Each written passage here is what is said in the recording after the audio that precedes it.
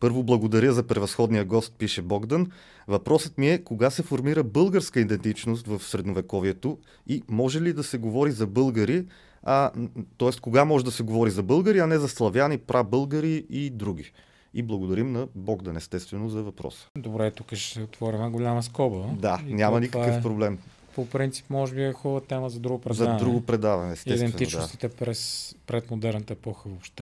Както зрителите знаят, по принцип в така съвременната наука има и такава теза доста силно застъпена, че нали, модерните нации се развиват около след Френската революция. Да. Или кажем втората половина 18 век до към 19 в някои райони, 20 век, зависи колко напредват процес на модернизация.